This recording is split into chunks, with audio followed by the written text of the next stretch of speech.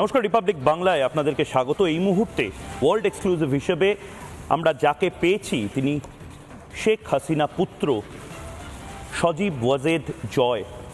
সজীব ভাই, অনেক অনেক স্বাগত আপনাকে রিপাবলিক বাংলায়। সজীব ওয়াজেদ, বয়স 53 ইয়ার্স ওল্ড।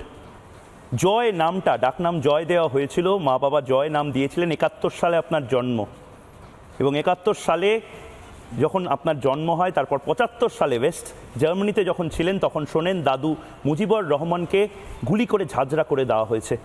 ঠিক কী অভিজ্ঞতা সেই সোনার বাংলাদেশ থেকে আপনার মার চলে আসা এবং আপনার আমেরিকাতে থাকা? আপনার মায়ের সাথে কথা হয়েছে সজীব ভাই? জি, আমার মার সাথে আপনাদেরকে অনেক ধন্যবাদ। আমার মার সাথে কথা হয়েছে গতকালকে।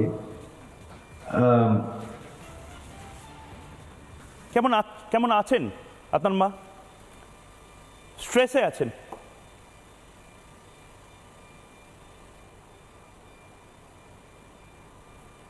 এই দেশের জন্য আমার নানা, আমার পুরো পরিবার জান দিয়েছে।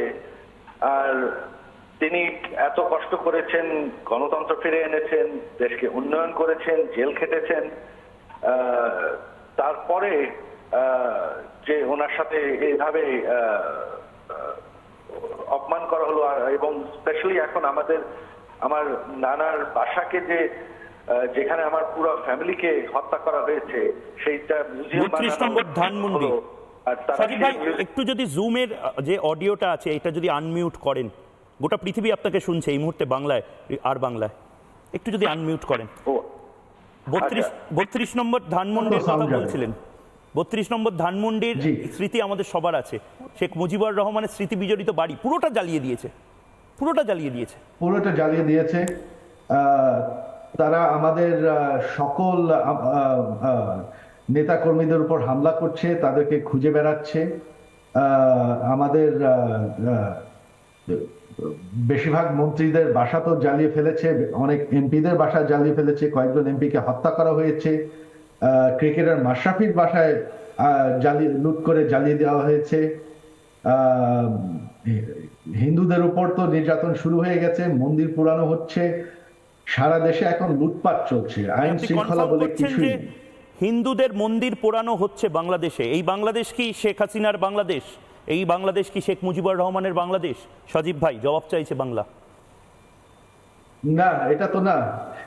আজকে এটা হচ্ছে কারণ আওয়ামী লীগ আর ক্ষমতায় নেই। আওয়ামী লীগ যতদিন, শেখ হাসিনা যতদিন ক্ষমতায় ছিলেন, বাংলাদেশের মানুষ, বাংলাদেশের মাইনরিটিস, বাংলাদেশের হিন্দু, তারা নিশ্চিত ছিল। আপনারা কি এই মুহূর্তে শেখ হাসিনা চলে গেছেন, সজীব ভাই, আপনারা কি এই আক্রমণ শুরু হয়ে গেছে? কারণ বিএনপি জামাত তারা হচ্ছে বাংলাদেশ থেকে হিন্দুদেরকে শেষ করে দিতে চায়। মানে আপনি আশঙ্কা করছেন যে হিন্দু শূন্য হয়ে যেতে পারে বাংলাদেশ? 8% হিন্দু পপুলেশন পড়ে রয়েছে, শূন্য হয়ে যেতে পারে, এটা আপনি বলছেন ওয়ার্ল্ড টেলিভিশনে? যদি বিএনপি জামাত ফের ক্ষমতায় আসে, সেটা তো হবেই। তারা তো যখন গতবার ক্ষমতায় ছিল তারা চেষ্টা করেছিল। শেখ হাসিনা এই মুহূর্তে কোন দেশে যাবেন? ভারতে আছেন, কিন্তু কোন দেশে আপনার মা আলটিমেটলি যাবেন, থাকবেন? সেটা কোনো সিদ্ধান্ত নেওয়া হয় নাই। বর্তমান তিনি দিল্লিতে আছেন, আমার বোন দিল্লিতে থাকেন, তো তিনি ওখানে থাকবেন কিছুদিন। কোথায় আলটিমেটলি থাকবেন সেটা কোনো সিদ্ধান্ত নেওয়া হয় নাই। আপনারা বাংলাদেশে আর ফিরবেন না? আপনাদের ধানমন্ডির বাড়ি, ঢাকা, এখন বাংলাদেশে আমরা কিভাবে ফিরবো? আমাদের বাড়ি তো পুড়িয়ে ফেলেছে, আমাদের সকলের বাড়ি পুড়িয়ে ফেলেছে। তারা তো আমাদেরকে জানে মারার চেষ্টা করছে। বাংলার মানুষ যদি এটা চেয়ে থাকে, এখন আমরা কি করব? অভিমান, আমরা খুবই হতাশ। বাসায় না ফিরতে পারার অভিমান। সজীব ভাই, শেখ হাসিনা এক রাতের নোটিসে তাকেও এরকম ভাবে বাংলাদেশ থেকে চলে আসতে হলো। এতটা ভয়ঙ্কর মৌলবাদীদের আক্রমণ বাংলা জুড়ে। হ্যাঁ, এখন কি করব? তিনি সিদ্ধান্ত নিয়েছিলেন যে ছাত্রদের উপর গুলি করা হবে না। এখন তারা যেভাবে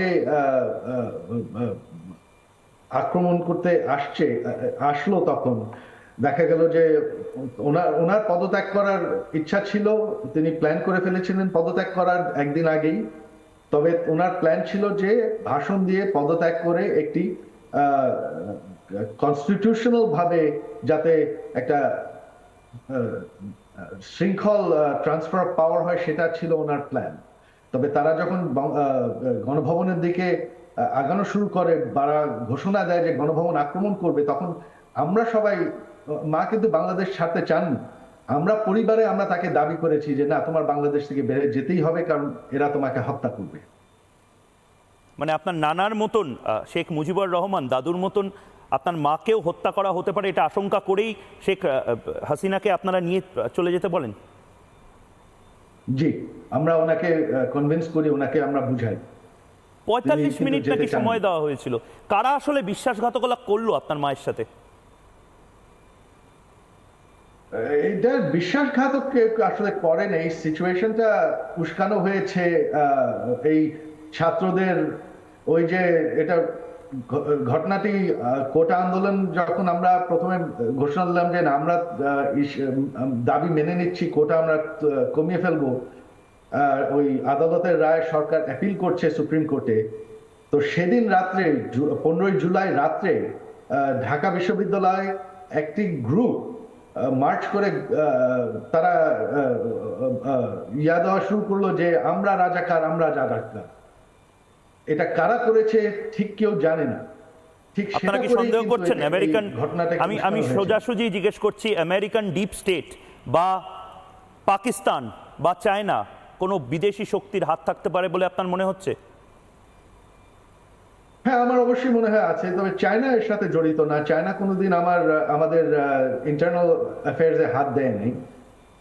শুধুমাত্র পাকিস্তান আর মার্কিন যুক্তরাষ্ট্র দিয়েছে। চায়না কেন শেখ হাসিনার এত বিরুদ্ধে চলে গেল? চায়না এমন একটা ষড়যন্ত্র করলো যে গোটা দেশের থেকে আপনাদের ক্ষমতা হাত থেকে বেরিয়ে গেল। কেন? কারণটা কি আপনার কি মনে হয়? না, চায়না এই ষড়যন্ত্র করে নাই। চায়না এর সাথে জড়িত না, সেটা আমি নিশ্চিত। আমেরিকা যুক্ত? বলতে পারি না, হতে পারে। আমাকে একটা কথা বলুন জয় ভাই, সজীব ভাই, এই যে আপনাদের চলে যাওয়াটা এবং তার পাশাপাশি জামাত এবং বিএনপির যেভাবে হিংস্র নখ দাঁত বেরিয়ে পড়ছে, বাংলাদেশের উন্নতির জন্য এটা কতটা ভয়ঙ্কর? আমরা দেখছিলাম চোখের সামনে ভারতীয় হয়ে বাংলাদেশ জিডিপিতে এগোচ্ছে, বাংলাদেশ উন্নয়ন করছে, বাংলাদেশের চাকরি আসছে, ট্রেন লাইন হচ্ছে। ভারতের বন্ধুত্ব আসলে কি বাংলাদেশের জন্য ভালো না খারাপ? না, ভারতের বন্ধুত্ব তো অবশ্যই ভালো। তবে উন্নয়ন হচ্ছিল শুধুমাত্র শেখ হাসিনার জন্য, ওনার পরিশ্রমের জন্য, ওনার সরকারের জন্য। এটা বাংলাদেশের 75-এর পর থেকে একটি মাত্র সময়, 15 বছর, যেটাকে কিন্তু বাংলার মানুষ মনে রাখবে as the golden period of Bangladesh. তবে সেই উন্নয়ন কিন্তু এখন থেমে গেল। এখন আজকে দেখছেন যে এটা তো মানে কি বলবো, অ্যানার্কি চলছে। আর বিএনপি জামাত দুবার ক্ষমতায় ছিল, তারা তো একবারও কোনো উন্নয়ন করতে পারেনি।